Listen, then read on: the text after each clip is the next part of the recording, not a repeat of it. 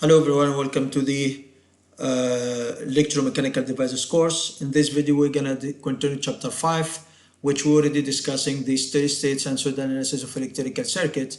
We already introduced for this chapter the previous video, and we said that the focus is to study the steady-state behavior of electrical circuits that would include the voltage source is represented in the form of sinusoidal function. And we introduced for what does it mean sinusoid and what is the objective of the steady state, why we are interested in the steady state analysis.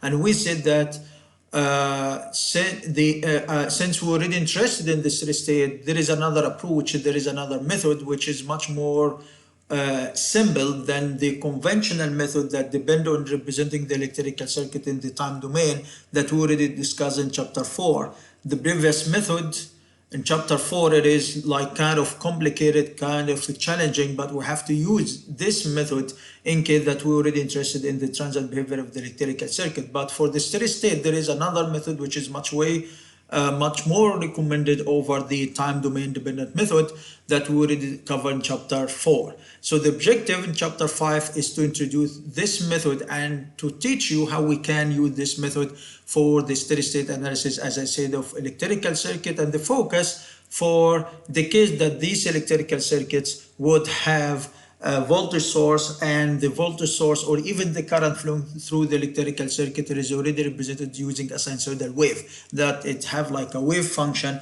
as we discussed the previous meeting. And for that reason, and in order to understand this method, we had to do like a quick revision of the complex numbers and how we can represent them in different forms and how we can do the arithmetic calculations or operations over these complex numbers, like the summation, the addition, the addition and subtraction, the multiplication, division of different complex number. This is what we already discussed the previous meeting. So in this video, we're going to introduce for the phasors and this topic, which is related to the electrical engineering and especially for these electrical circuits. But before we go deeply through the phasors and understand what does it mean and how we can represent these phasors, let us like refresh your mind very quick with something that we already covered in the previous video. Then we're gonna demonstrate some points to show you the importance of the phasors, and from that we can give a definition of the phasor. What does it mean? So as we discussed in the previous meeting, we said that the complex number, it would be represented in different forms. We discussed three main forms of the complex number, that it would be represented in the rectangular form. So this is the rectangular form of a complex number like z, whatever it is, z is, it would be like x plus j y, and we said that this is x like the real part of this complex number, and y this is the imaginary part or the imaginary component of this complex number. Also, we do have another form, which is the polar form. This polar form, we're gonna have the z like it is the magnitude of the z, and definitely the magnitude, we define this one as the square root of the x squared plus y squared, and then we're just gonna add the angle that define the direction, assuming that this complex number, this is like a vector, so it should have a magnitude or a big value or a certain value. Then we're gonna have this angle that indicate the direction of this vector or this polar this complex number. The other method is to use the exponential form, the exponential form. In the exponential form, that z, it would be represented at the magnitude of z. Then we're gonna have the exponential of j, and j, this is the square root of 1, as we discussed, and this theta indicates the direction of this complex number, or kind of the phase, if we're gonna consider this in the since we're already talking about the sinusoidal wave. So these are the different forms that we discussed the previous meeting, and we knew how we can switch between from rectangular to polar, polar to exponential, or to the rectangular form. Also, we discussed the different operations that would be done over these complex number, right? Now, also, one of the things that we discussed in the previous meeting, like in case that we do have any sinusoidal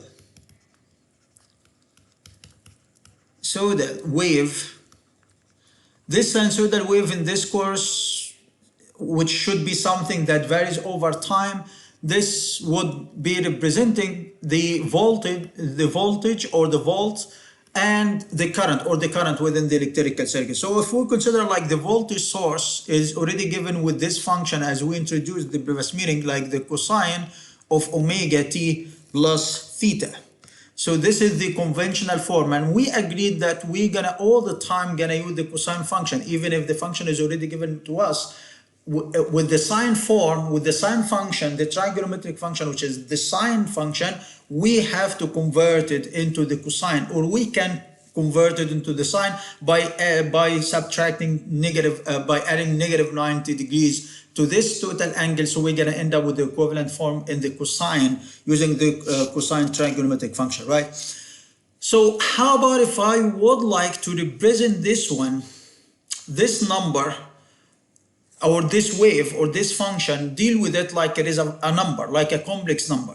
So if I decided to work with the basic idea of the complex number, we're gonna say that this is the real part of another complex number, that this is like this v of t is just the real part of another complex number. So for example, let us assume, if we just assume let z, which is just a complex number, and let us assume that for some reason this complex number is given by this form as vm e to the power j of omega t plus theta. So this is a complex number in the exponential form. It is very similar to this form. The magnitude of the complex number, it is vm, and the angle theta, and instead of just using angle, this entire parentheses, this is the angle, the overall angle, which is omega t plus theta, right? So if I ask you to write this one into, or to convert the exponential form, this is the exponential form of the complex number. This is the exponential form, right? If I ask you to convert this exponential form into its equivalent rectangular form, so into the rectangular form, as we discussed the previous meeting, this z, its equivalent form, its equivalent rectangular form of the same complex number is going to be the same magnitude. Then you're going to open this bracket, and we're going to have the cosine of the angle omega t plus theta, right, plus the j of the sine the same angle, which is omega t plus theta, right? So if I ask you to find, so this is the z number, so this is the original exponential form, and we just converted this form into the rectangular form. So if I ask you to give me the real value of z, which we can write this one as RE, stands for real of z, how much it is. So the real is going to take this part, the cosine part, which it should be the Vm of the cosine omega t plus theta, right? So this is just the real of z number. So which typically, if you just compare this real value, this is the real term, or this is the real part of this overall complex number.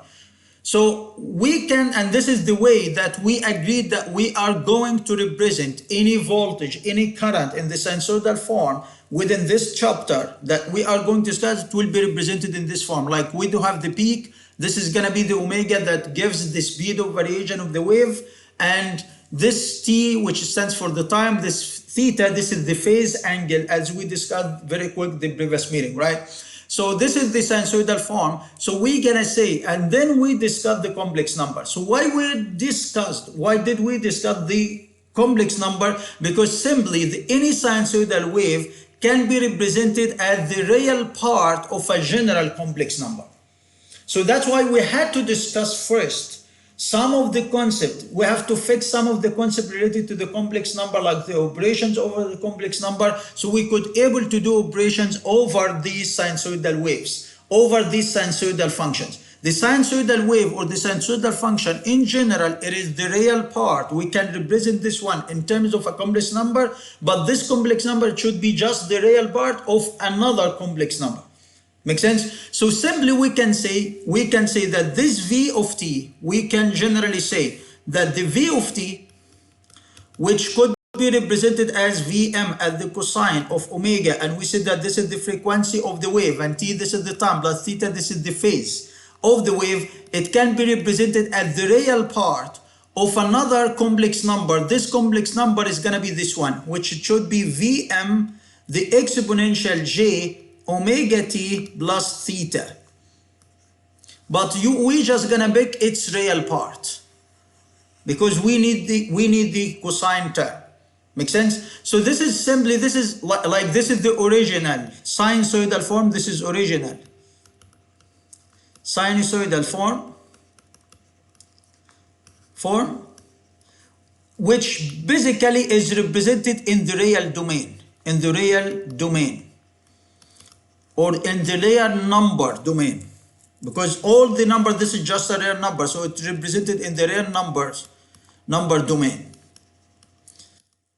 But this one is an equivalent, this one is an equivalent, this is an equivalent form of the sinusoidal function, but in the complex number domain. Make sense? So this term is totally equivalent to this one, but this is in the real number domain, but this is in terms of the complex number domain, okay, or complex number plane, as we're gonna discuss. Make sense? So this is both are two equivalent terms, and this is what we need here for this part, right? So let us have this term, and this is what we're gonna use, and let us do some of the calculations over these. Let us consider this example. Now remember that what I'm discussing here, I'm trying to introduce to you what does it mean phasors. This is the main objective of today's lecture, is just to explain to you what does it mean phasors and how we can use these phasors for the electrical circuit analysis. This is the main objective of today's video. But to do so, we have to go over these things related to the the complex number, and know how we can represent the sinusoidal wave or the sinusoidal function in the real number domain and in its equivalent form in the complex number domain. Now let us consider this example, and let us assume that we are required to perform the following operation, or to calculate V of t, where V of t is already given to us in this form. Like V of t is given as 10 the cosine of omega t plus 5 the cosine of omega t negative 30 degrees plus 5 the cosine of omega t plus 90 degrees. Like assume that V of t is already given with this form. Make sense? Like the summation, it is already given at the addition of the summation, or even you would have a negative sign here for some reason, of 3 different sine waves or sinusoidal function. This is a sinusoidal function, this is another function, this is a third function. The magnitude of this function, it is 10, the phase of this function, it is 0, but the frequency of this function, it is omega. This function also, this is another sinusoidal function with the same frequency but with a different phase. The theta here is different. The magnitude here, it is 5, as we discussed in the previous meeting. Here the magnitude is 5, the same frequency but the phase is different. Make sense? So just to refresh your mind about these things, for this one, Vm, for the first one, Vm1, it equals 1. Theta 1, here it is 0. Omega 1, it is just omega, which is the frequency, because we should have, for any sinusoidal form, we should have 3 quantities. We should have the magnitude or the peak, the maximum value. This is the amplitude of the wave. We should have the frequency of the wave and the phase angle of the waves, of the sinusoidal wave, right? So these are the 3 quantities. Here we do have the Vm2, it is 5, and theta 2, it is negative 30 degrees, as we discussed the previous meeting, but omega 2 is still omega. Here for this one, we do have the magnitude Vm3, it is 5, the theta 3, it is 90 degree, theta 3, it is 90 degree, but the omega 3 is still omega. So as you can see, all of these sinusoidal functions, all of these sinusoidal waves, we would like to sum them together to end up with an overall and equivalent V of t. So the total voltage is not just one function. No, it is the summation of three different functions, of three different sinusoidal functions, right? But there is an essential common thing between these three functions. What it is that all of them, they do have the same frequency. If they do have the same frequency, we can simply add them. But if they don't have the same frequency, we have to consider them, we'll have to deal with them separately. We cannot sum them directly, as we're gonna do right now. So the condition is that the three waves, the three functions, they should have the common or the same frequency, which is the same omega. This value, this omega, should be the same like this omega, the same like this omega. But they would have different amplitude, they would have different phase angles. We can sum them directly.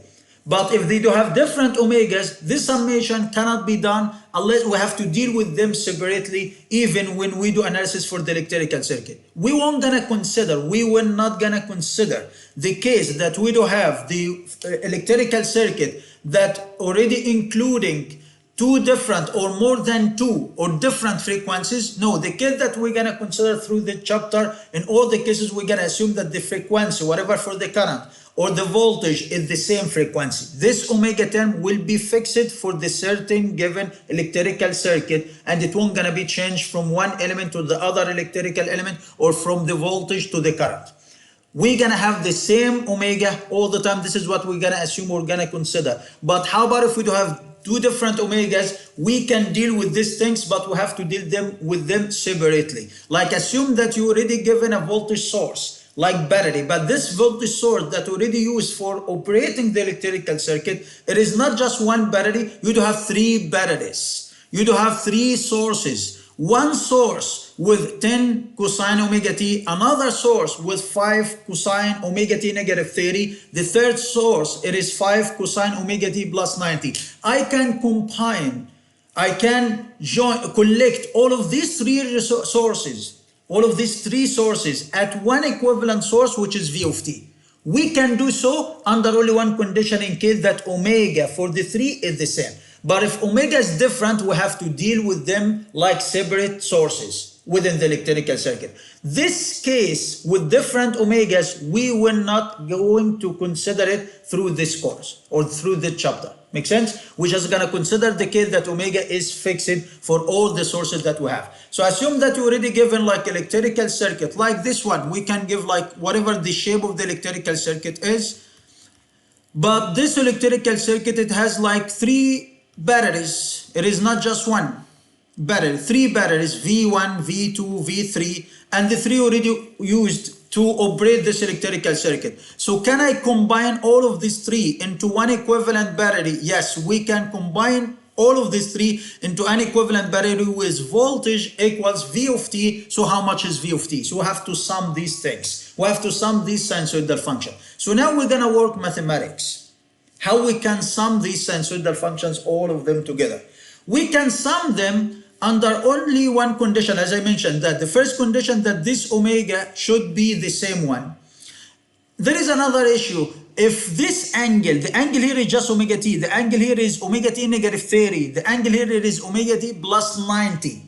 If this cosine with the angle term is typically the same, we can consider this cosine like this cosine as a common factor. Then we're gonna sum the 10 plus the 5 plus the 5 to end up with 20 cosine the cosine term. But unfortunately, we do have different angles, so we cannot collect the cosine as a common factor. We cannot choose, we cannot find a specific common factor to sum or to perform this algebraic calculation. So the question is how we can perform this operation.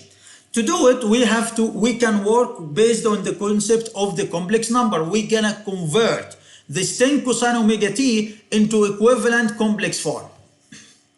So if I ask you to convert based on what we did here, the Vm cosine omega t plus theta, this is equivalent to the real of a complex number in the complex domain as Vme, the exponential to the power of j omega t negative theta, which is the same angle. So if we did so for these three terms, for these three sinusoidal functions, so we can say that the V of t, it should be the real term of How about the first term? The first term is 10 cosine omega t, so it should be the real of the 10, this is the Vm, of the e, the exponential of j omega t negative 0, because theta 1 or plus 0, it should be like plus 0 here, right? Because this should be like plus 0 as angle. So this is the equivalent, this is in the real number domain, this is the equivalent form of this sinusoidal form of this sinusoidal function, but in the complex domain.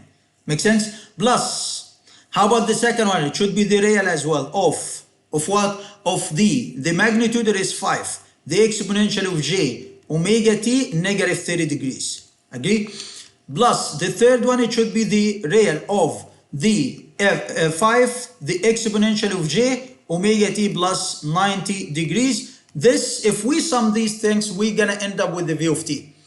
But we're gonna have to work over the real. So can we write this one into this form, like we're gonna have the real of the 10 of e to the power j omega t plus 0 plus the 5 of e to the j of omega t negative 30 degrees plus the 5 to the power ag omega t plus 90 degrees. Can we write it this way? Do you think that there is a different form between this one and this one? No, they are typically equivalent. Why? That is fine. And instead of, we can get the real of this first complex number plus the real of the second complex number plus the real of the third complex number. If we did so, we're gonna end up with the same result if we summed all the complex number first. Then we're gonna pick the real of the resultant of the calculation. Like we're gonna do the calculation of, we're gonna sum the complex number first, then we're gonna find the real part of this resulted complex number. This is gonna give us v of t is gonna be equivalent to the previous case. So we can find the real of each individual number first, then we're gonna sum the reals. Or we can sum the complex number, then we're gonna end up or find the real of the resulted complex number to end up with the same result, right? So now the objective is just to do summation over complex number as we discussed the previous meeting. The previous video we discussed and we knew how we can sum complex number together. And if you remember, we said that in order to sum complex number, this should be done in the rectangular form. But this is the exponential form, so we have to convert it into its equivalent form in the rectangular domain, or the rectangular form I mean. But let us do one more simplification here. Can we break down this sign, like this operation, can we break it down like the real of 10 e to the power j omega t times the e to the power j times 0? Because if you remember, like this exponent should be added here. If we, like we already breaking it down, we're already separating this exponential into two terms. But we can combine them back again into one equivalent exponential term. So in this case, we have to sum these two exponents, right? This is from the mathematics. Plus, this one is gonna be the 5 e to the power j omega t, e to the negative j 30 degrees, right? This term is equivalent to this term. If I ask you to combine these two exponentials into one exponential, you have to sum these two terms, right? So this term is equivalent to this one, plus the 5 e to the j power j omega t e j 90 degrees. Make sense? Now, as you can see, we're gonna find here e to the power j omega t, e to the power j omega t, and this exponential term is repeated over the three terms. So we can consider this one as a common factor outside this bracket. So we're gonna have the real part of the 10 e to the power j 0, which is just 10, plus the 5 e to the negative j 30 degrees, plus the 5 to the power e to the power j 90 degrees, and we're gonna have the ej omega t as a common factor, right?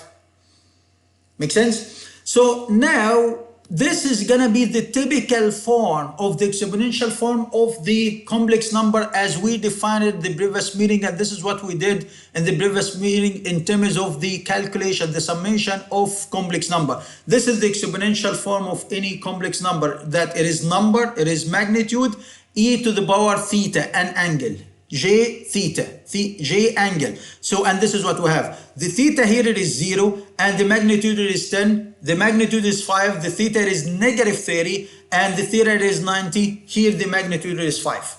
So then your objective is just to work over these complex numbers. So now we're gonna work here the summation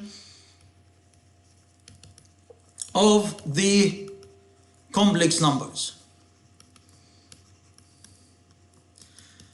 So if we did the summation of this complex number, so let us work on this one. The 10e to the power j0 plus the 5e to the negative j 30 degrees plus the 5e to the power j 90, how much it is? So we said that in order to do summation of complex number, we have to convert them into their equivalent rectangular form, right?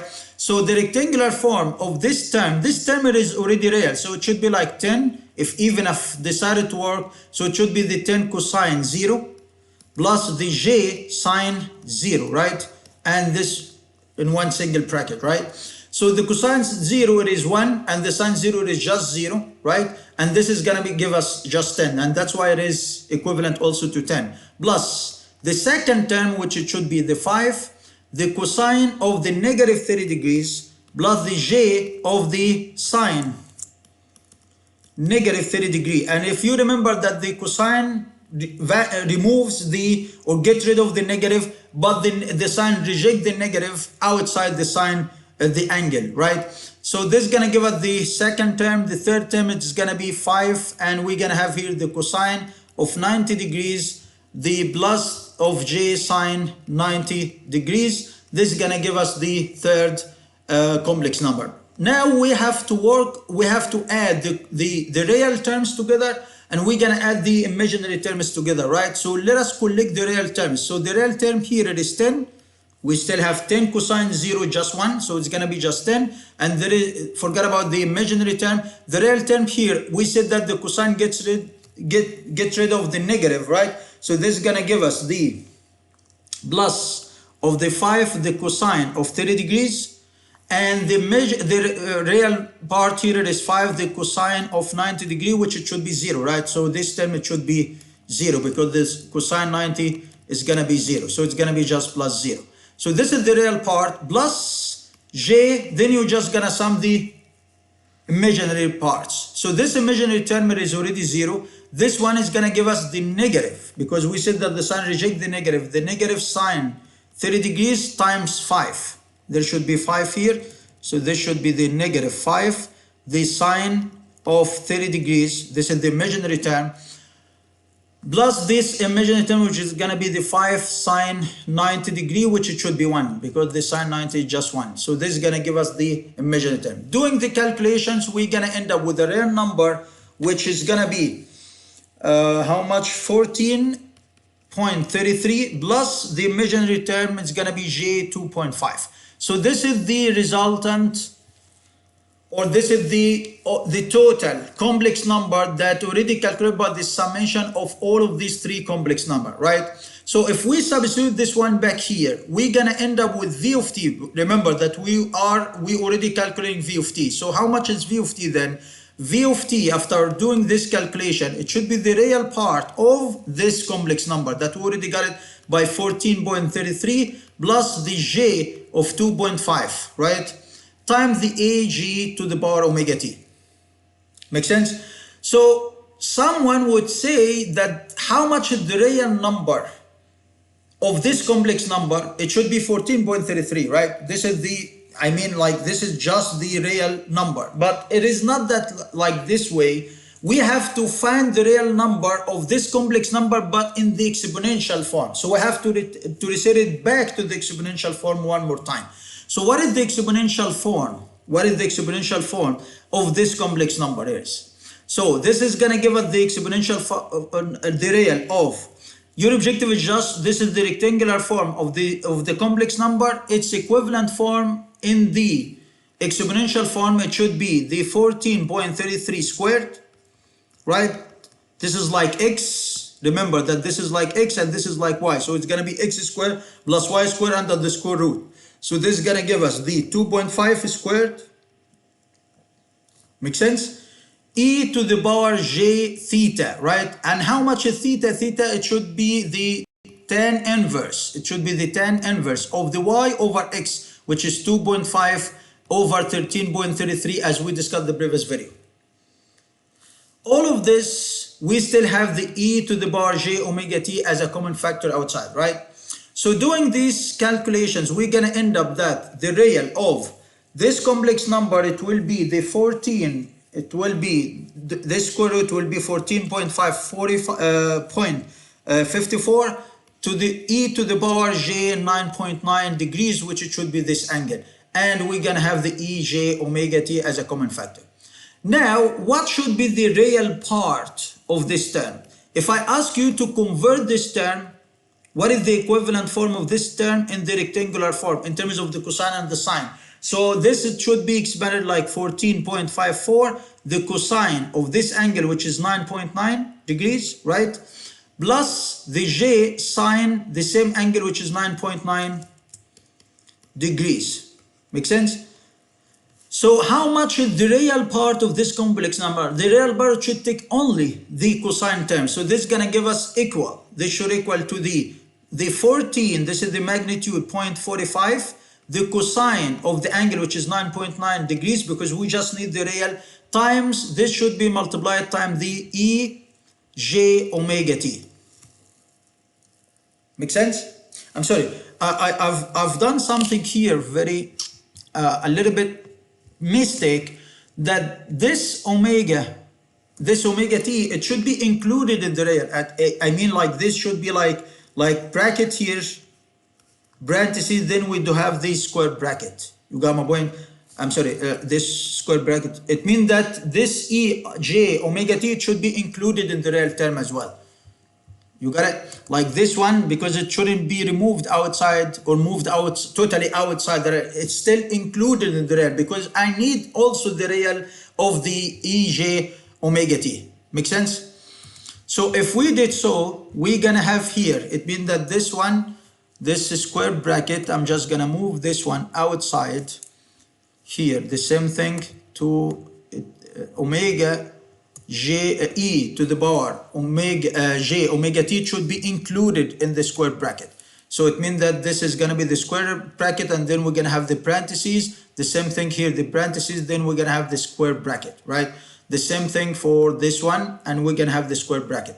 So doing so, and remember that, so this is just for this one. If I ask you to do the same thing for the other exponential term, let us just remove this one down here. Okay, so if I ask you to do it for the other term, for the exponential term, for this one, so we're gonna end up with this term. It will be the, forget about the magnitude, it's gonna be just cosine the omega t plus j sine omega t. Then if we decide, so since this is already multiplied, we can do it like, we can combine this e exponential with this omega t, right? So we can write this term as equal to the real part of the 14.54, the ej 9.9, or we can start with the omega t plus 9.9 degrees, right? We can combine these two exponential terms in one exponential term, as it was already, as we already assumed in the beginning. Then what should be the real part of this term? If we expanded it, it will be expanded into this term. It will be expanded into 14.45. Its cosine term or real term, it's going to be the cosine of omega t plus 9.9 plus the j of the sine, the same angle, which is omega t plus 9.9 degrees. Make sense? So what should be the real term? The real term again is going to be, the real term is going to be the 14.54, the cosine of omega t plus 9.9 degrees. This is going to give us the v of t, which should be the result of the summation of the original of three different sinusoidal waves or functions that were given in this way. So we had to convert them This is in the real domain. We have to convert them or represent them into another equivalent form that depend on assuming a complex number to represent them in the complex domain. Then we're gonna collect all the complex number. Then we're gonna do the calculation, the summation over the complex number as we discussed the previous meeting. So we're gonna end up with the resultant one, with the resultant complex number, the overall complex number. Then we're gonna pick its real value. This is gonna give us the v of t. This is simply how we can sum some sinusoidal waves. And remember, why we are discussing all of this, because the objective in this chapter is to study the steady state analysis of electrical circuit whose current or voltage is described by a sinusoidal wave function. So definitely when we do analysis to the electrical circuit as we did before in chapter 2, 3, and 4, we should end up with some equation. This equation would include the volt or a current summed or subtracted from another current or another volt. It means that we have to do some calculation. Even we may have a current that is multiplied times another current. So definitely we shall have some sinusoidal functions that should be added or subtracted or multiplied or divided by another sinusoidal functions. So how we can perform operations over the sinusoidal function, this is what we're already discussing here. Make sense? So if we decided to work based on the concept of the complex number, we're gonna do so, but this is a little bit long trip. There is a shortcut way that we can end up directly very quick instead of doing all of these calculations. So what we did here, we worked like over 3 mini steps. The first step is to convert to the complex domain. The second step, collect all the complex number. Then the third step, doing the calculations over the complex number. The fourth step is just to convert the resulted complex number into its equivalent one. Just pick the real part that's gonna give us the resultant or the result. Make sense? So it is like 4 steps, but we can do it very quick if we introduce something that we call the phasors. And this is the objective of this video, is to introduce to you what does it mean phasors. So the phasors, it is like a vector. We're gonna deal with this one like a vector because as you can see, when we did the calculations, this is the original sinusoidal form in this example that we explained. In this exponential form, we said that there is a condition. So we could add or subtract or do any calculations, do any operation to this sinusoidal function. There is an essential condition that all of them, they should have the same omega. They should have the same frequency, right? But if they do have different frequencies, we cannot sum them, we cannot do the multiplication, we have to deal with them like 2 different waves. But now we can combine all of these waves into an equivalent one, as we discussed, right? So when we did so, and even we work based on the concept of the complex number, as you can see, we consider this e to the power j omega t as a common factor. Do you see this term? We consider this term as a common factor. And this term here, after even, we did all the calculations over the complex number and we didn't consider this omega t with anything. Why? Because omega, it is common between all the waves. It is the same one between all the waves. So we can consider this omega as a common value or a common number. And the same thing here, we're still considering omega as a common number, except in the last step, we just included it. We just added it here. So from the beginning of the solution procedure, we considered this omega as a common factor and we didn't even consider it, or even we didn't ask about it, except in the last step, at the end.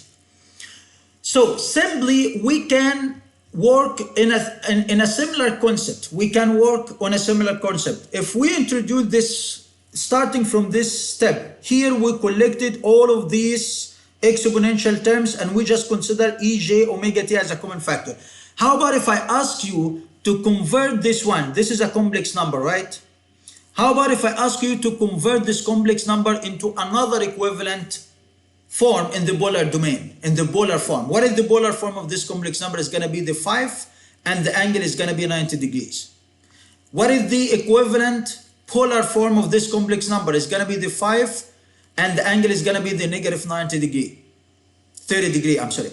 And what is the equivalent polar form to this number? Is going to be the 5 and the angle is just 0.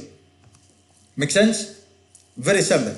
So we can simply rewrite again this one, this form, which is one of the steps of this operation, So this is like another shortcut. So another method that what it is, like the original operation that is already given, it was given as 10 the cosine of omega t, and remember that the angular is just 0 plus the 5 the cosine of omega t negative 30. This is the second wave. The third wave is 5 the cosine of omega t plus 90 degrees. Agree? So simply I can write this one into this form, like the real of directly. What is the magnitude? It is 10. What is the phase angle? It is 0. Plus this one, the magnitude it is 5. What is the phase angle? It is negative 30. This is the phase angle, but this is the frequency term. This is the frequency term t. It is angle, yes, but I'm talking about the phase angle as we define the phase angle for the sinusoidal wave. We said that this is theta. This is the phase angle, right? Plus this should be the 5, the magnitude or the peak or the amplitude of the wave. And what is the phase angle? It should be the 90 degree. And we can have the ej omega t as a common factor. This form is typically the same like this form. Exactly the same form like this one. Make sense? Like exactly like this one. But we did it very quick. Why? We just collected the peak value. I'm sorry, this should be 10 because the magnitude here is 10. So we have to pick the magnitude, the phase angle, the magnitude, the phase angle, the magnitude and the phase angle, and the ej omega t just a common factor directly. Why? Because there is a condition that this omega should be the same for all the wave that we're already performing the calculation to. Make sense? And this is what we're gonna do. We're gonna have for this case. Then what I'm gonna do, I'm just gonna ask you, because we are seeking the real part. We are seeking the real of all of these complex number. So your objective is just to sum, or simply, so your objective is just to sum these complex number as we did before. So we have to convert them into their equivalent cosine form. So let us convert into the equivalent cosine form very quick. So it's gonna be the 10, the real part, you have to collect all the real parts plus j, then you're gonna collect all the imaginary parts. And definitely the imaginary parts should include the sine terms. So here we should have the cosine of 0 plus the 5 of the cosine of negative 30 degrees plus the 5 of the cosine 90 degrees. Make sense? So all of these are the real terms plus j, the sine terms of this function should be the sines. So it's gonna be the magnitude, which is 10 sine 0 plus 5 the sine of negative 30 degrees plus 5 the sine of 90 degrees. All of this we still have the j omega t as a common factor. Then your objective is just to sum the real terms. So the real of the summation of these real terms, this is going to give us 14.33 plus the j, the sum of the imaginary terms, this is going to give us 2.5 ej omega t. So this was one of the steps. Again, remember that this ej omega t should be included inside. It should be included inside.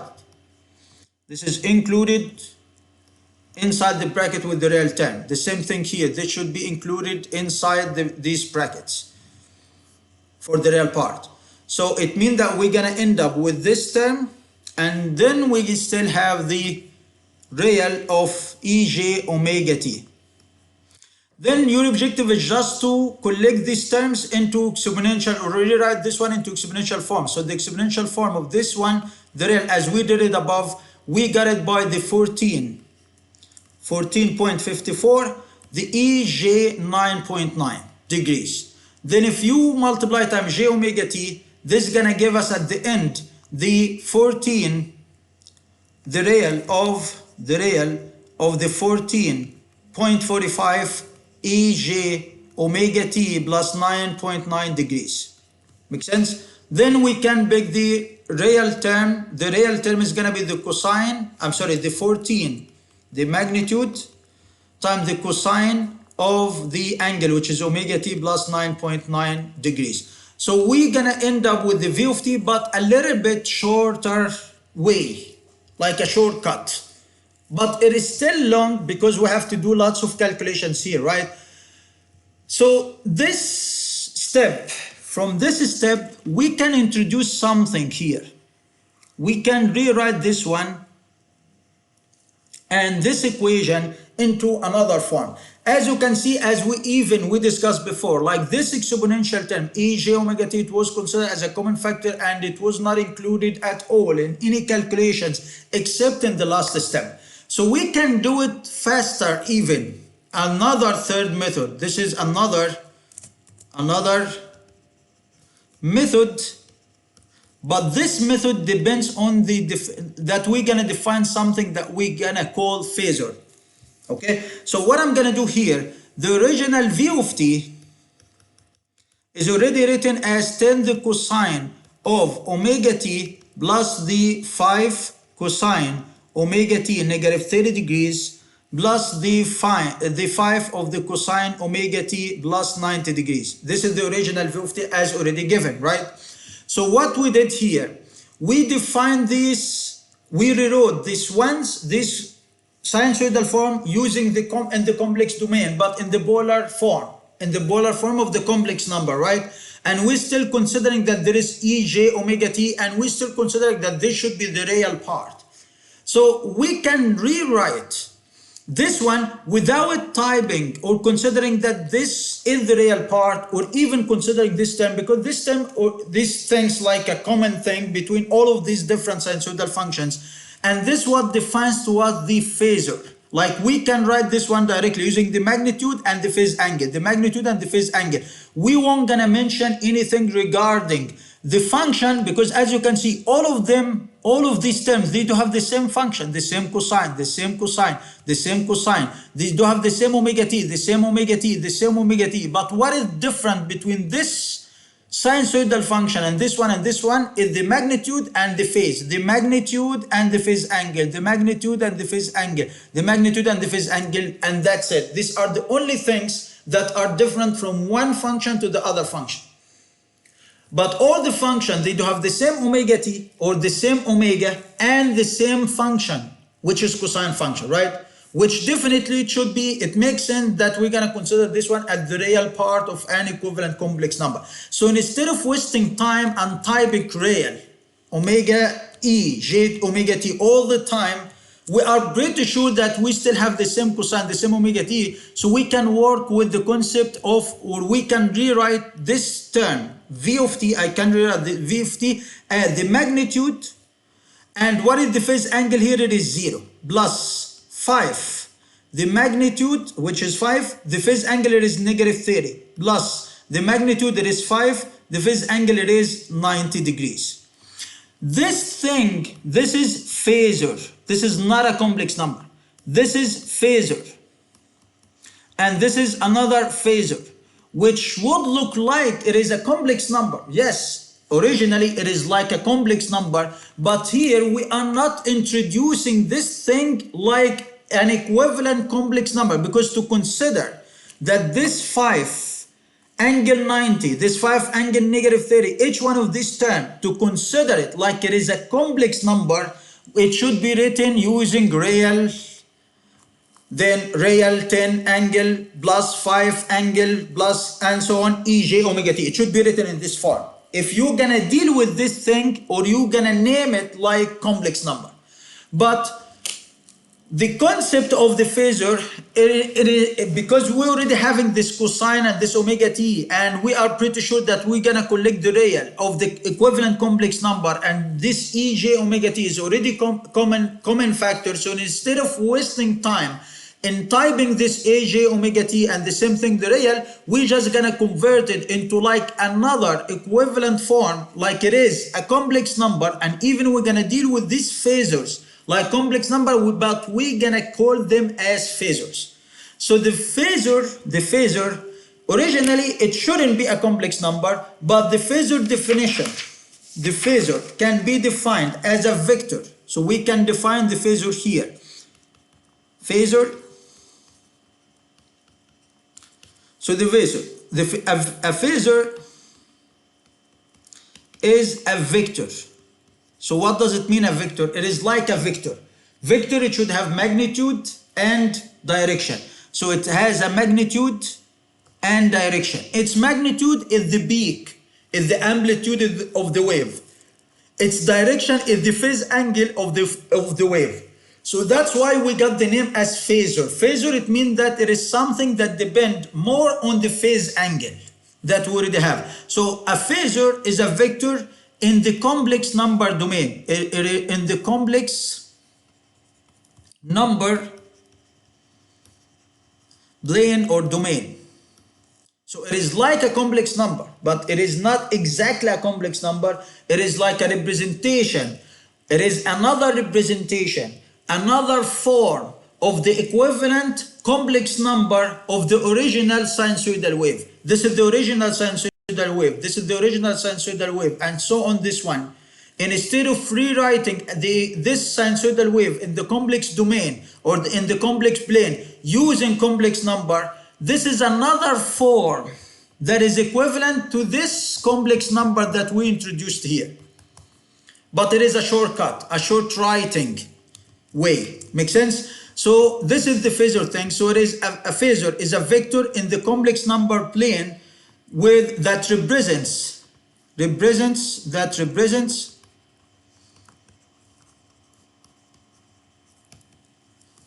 two things: the magnitude or the amplitude or the peak. We said that the magnitude or the peak value or the maximum value of a wave, right? And the phase. So it represents two things: the magnitude and the phase angle. The phase, which just instead of saying phase angle, we can mention directly phase. The phase of a sinusoid function, I mean, like, or sinusoidal wave. Make sense? So this is the definition of a phasor. As you can see, this is the peak and the angle, the peak and the angle. So it is like, and then we're gonna deal with it like it is a complex number, because it is a representation of a sinusoidal wave, but in the complex domain. But it is a short representation. It is not exactly like the complex number, but it is a shortcut. It is a short form of the equivalent complex number that represents the original sinusoidal wave, but in the complex plane. Make sense? This is the physical meaning, or this is the mathematics behind the phasor that we are going to introduce or use here. Now we're gonna deal with these phasors like complex number. So assume that you already have three complex number, and I'm gonna ask you to add them together. So to add these three complex number, we have to convert them into, but remember, this like complex number, we have to convert them into their equivalent cosine form, and the sine form, the rectangular form, I mean. So this v of t, now v of t became with this form, which is 10 angle 0 plus 5 angle negative 30 degrees plus 5 angle 90 degrees, right? These are the three phasors. Now these are phasors, non-complex number. Convert them. So this should give us the real term. It should equal to the 10 cosine 0 plus the cosine, the 5, the cosine negative 30 degrees plus the 5, the cosine 90 degrees. So these are the real terms plus j, the imaginary term. The imaginary term takes the sine. So it's going to be 10 sine 0 plus 5 sine negative 30 degrees plus 5 sine the 90 degrees. Make sense? If we did the calculations, we're gonna end up with 14. We're gonna end up with 14.33. This is the real term plus j 2.5 as we did it before, right? Then we're gonna convert this back into the exponent, like it is into the polar form, to represent this complex number into the polar form, or in other words, into the phasor form. So we're gonna reset it back into the phasor form. The phasor form, it should be the square root of the 14.33 plus square plus the 2.5 square. You're gonna calculate the square. This is like x and y, so x squared plus y squared. And the angle, because this is the phasor form, it should be the tan inverse of the y, which is 2.5, over the x, which is 14.33. That we already got it by 9.9 degrees, and we got this value by 14.54, and the angle, which is the phase angle, we got it by 9.9 degrees. So this is the phasor. Remember that this is the phasor. So this is the V of t. This is the V of t in the phasor form. This is the V of t in the phasor form. Can we write this V of t in the sinusoidal waveform? Yes, in the sinusoidal form, the original form, yes, it should be 14.54. The cosine, we agreed that it is cosine because the original forms were cosines. And the angle, what should be the angle? It is not just 9.9 degrees. We do have omega t plus 9.9 degrees. You have to include here the omega t because the basic idea of the phasor, this is like a representation of the equivalent complex number. This is the phasor. But you should understand that there should be, you should understand, I'm just going to write this hint here, that the omega e to the power j omega t is omitted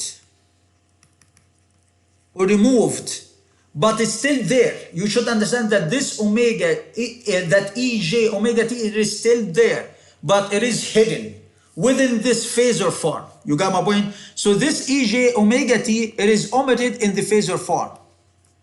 In the phasor form of the original sinusoidal form. And another thing that you should consider that these phasors represent the real part of the equivalent complex domain, which is the cosine. So when we try to convert back any phasor form into its equivalent sinusoidal form, so this is the phasor form and this is the equivalent sinusoidal form. This is the sinusoidal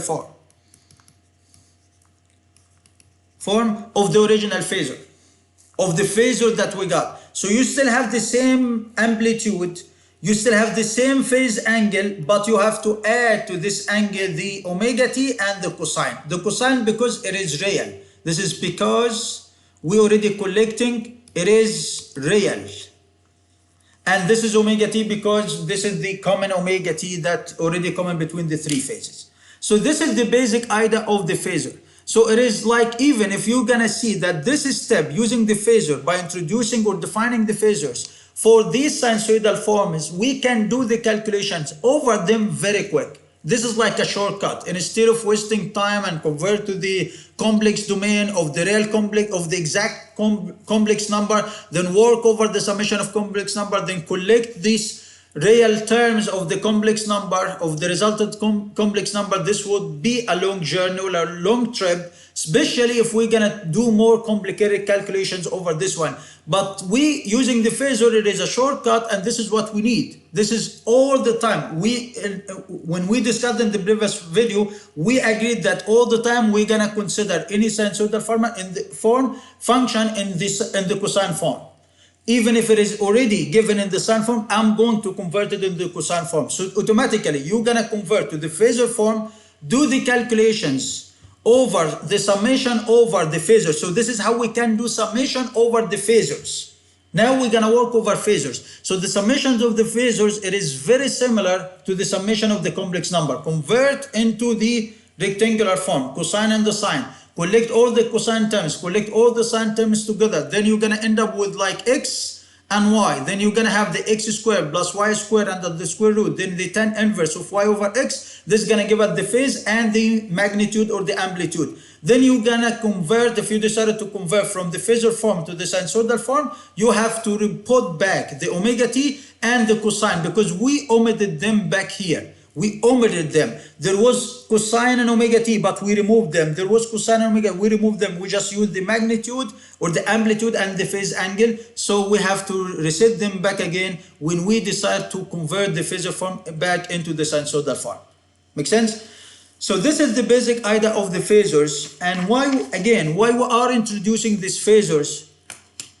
We are introducing because we're gonna need it for the method that we're gonna use to do analysis for electrical circuit with sinusoidal waves. Like this function, the voltage within the electrical circuit or even the current is going to be described by a sinusoidal function. So definitely we're going to do summation of some sinusoidal functions. So how we can do summation, even multiplication? The best way is to convert them into phasor form.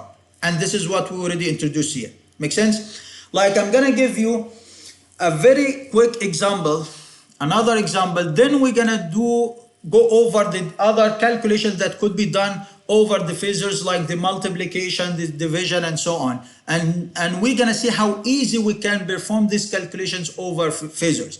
So for example, like example 2, if v of t is already given, let's say like 3 cosine omega t plus 10 degrees, negative 4 sine omega t plus 30 degrees.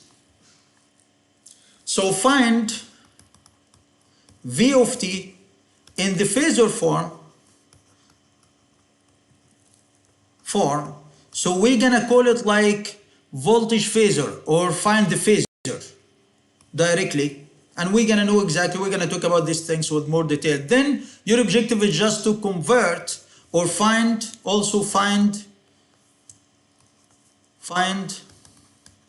v of t in the sinusoidal form.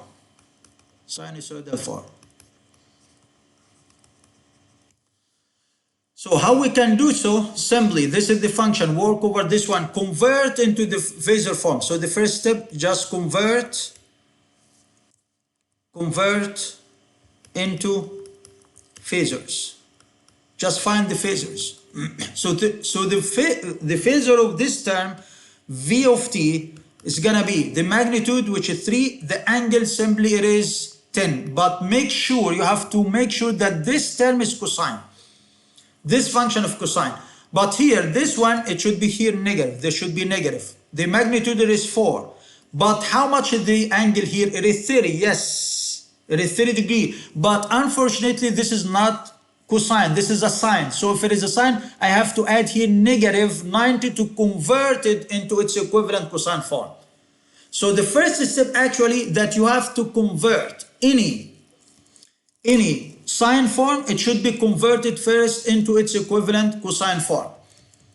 This is the first step. Then you're gonna convert into the phasor form. You can take it like, break it down in assembly into 2 steps. So like I'm gonna write this v of t as 3 cosine omega t plus 10 degrees, the negative 4. I would like to have this one as cosine, so it's gonna be omega t plus 30 degrees, negative 90 degree. This is gonna give me negative 60, right? So the 30 negative 90 gives negative 60 degrees. Make sense? Then you're just gonna convert this one into the phasor form. So the phasors will be 3. But remember, the phasor, it should work like a vector. You're gonna deal with this one as a vector. So, but there is no need. In the typing here, I remove this vector form, because as we define the phasor, it is a vector that represents the magnitude or the amplitude of a sinusoidal wave and the phase of the sinusoidal wave. So this is 3 cosine, the angle or the phase, it is 10 degrees, negative 4, which is the amplitude. The angle it is negative 60 degrees. Very simple. Then you're gonna work over these phasors. So you're gonna collect the real term. The real term, it should be the 3 cosine of 10 degrees, negative 4, the cosine of negative 60 degrees, right? So these are the real, just the cosine of the angle, the amplitude and the cosine of the angle, plus j times the amplitude is 3, the sine of the angle, which is 10 degrees, negative 4, the sine of the angle, which is negative 60 degrees. Make sense? So then you're just gonna calculate the real term. Doing the calculations here, 3 cosine 10 degrees negative. We said that the cosine gets rid of the sine, so it's the negative, so it's gonna be the cosine 60 directly. So we're gonna end up with 0.9544. This is the first term plus j, and there should be another number 3, the sine of 10, negative times negative, because the sine 60 will remove this negative outside, so rejected outside, so it's gonna be negative times negative gives positive 4 times the sine of 60 degree. This is gonna give us the 3.98. Then your objective is just to convert this one into its equivalent phasor form. You're gonna deal with this one like x and y. So you're gonna calculate the square of x plus the square of y. So this is gonna give us the square of the y plus the square of the x, which is 9,544 square, plus the 0,544 square under the square root. This is gonna give us a number here. This number is gonna be the 4.009. Make sense? And so this is the amplitude, and then you're just gonna add the angle here. So remember that this term, it should be the square root of x squared plus y squared. And how about the angle? The angle, it should be the tan inverse of the y term, which is 3.98, and you have to consider the signs as well, over this term, the x term, which is 9,544. Doing the calculations, we're going to end up with the angle with 76.5 degrees. So this is the Phasor form. If I ask you to convert or write this one into its equivalent v of t in the sinusoidal form, it should be the amplitude, which is 409, and the angle, the function that we agreed with that we're going to consider all the time, and it's the cosine, and you have to add the omega t. So these two things should be added automatically. Plus, you just gonna plug here the amplitude, then you're gonna add the phase angle that you just calculated. So this is the sinusoidal form of this v of t, and this is the Phasor form of the v of t. This is the Phasor, and this is the sinusoidal form. Make sense?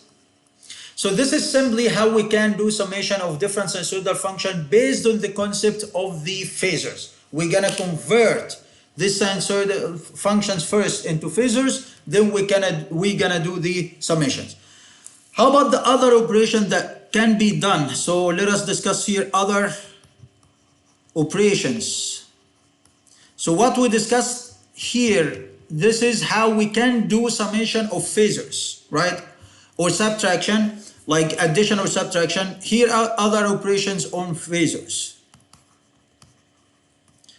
like the multiplication or whatever. Like for example, let us assume that we do have V1 is given as V1, which is the amplitude, like this is the amplitude, and the phase angular is theta1. This is the first phasor. The second phasor, it is with amplitude V2 or magnitude V2, and the phase angular is theta2.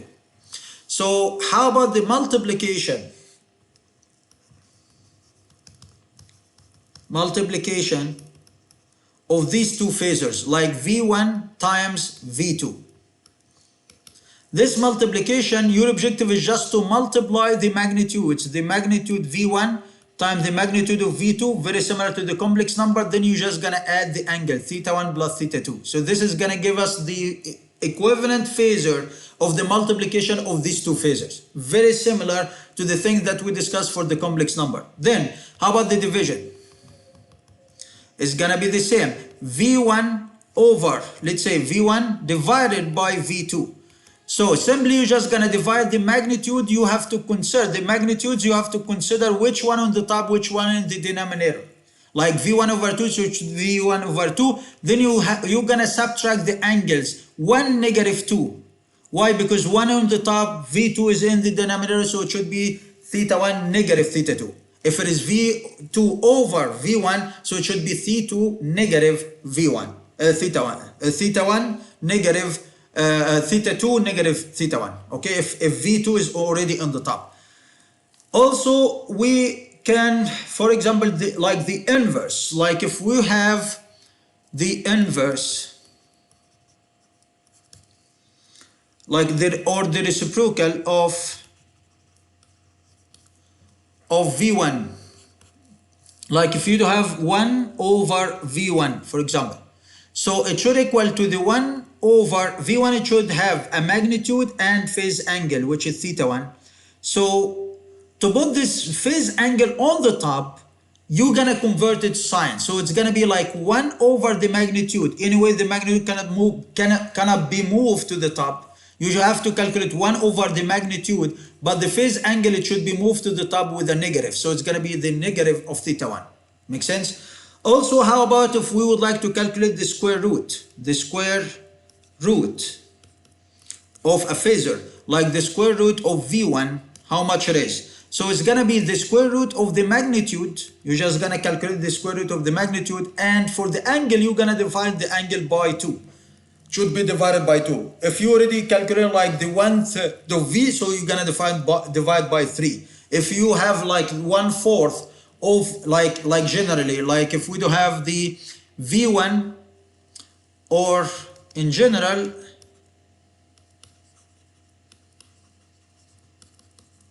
like if we do have v1 to the power of 1 over n. So this is like, it's like the 1/3 exponent to the power of 1/3 or 1/4 or whatever.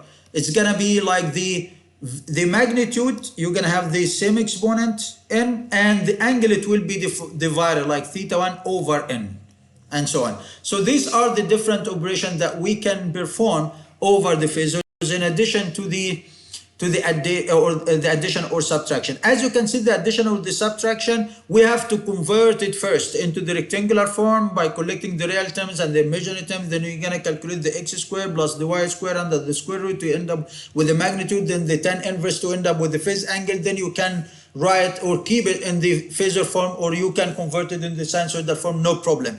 But for the multiplication, division, or other operation, they are very simple. You can directly work over the Phasor form, and this is the benefit of representing this sinusoidal form into this sinusoidal waves or functions into the Phasor form. So we can simply perform the calculations, especially, and this calculation, this is the thing that we're gonna do when we do analysis to the electrical circuits. Make sense? So this is for the phasors, and this is the objective of this today's video, is just to introduce to you these phasor things. And to do so, we had, starting from the previous video, to discuss some things and some operations and fix some points regarding this complex number. Then in this video, we already discussed the phasors, we introduced the phasors, and we knew how we can perform operations over these different phasors. And this is the thing that we're gonna use through this chapter to do analysis for electrical circuit. This is not the method yet. We didn't discuss the method yet, but basically this is simply like introduction. The next video, which is gonna be the next lecture, we are going to discuss, we're gonna introduce for the method. We're gonna introduce the method, and I'm gonna show you how we can, which is the impedance method, like using the impedance form of the different electrical elements that are included within the electrical circuit. These impedances that we're gonna form them, we're gonna represent them into the phasor form or into the complex domain. Remember that now we're already moving to another domain, like a complex thing, a complex domain, right?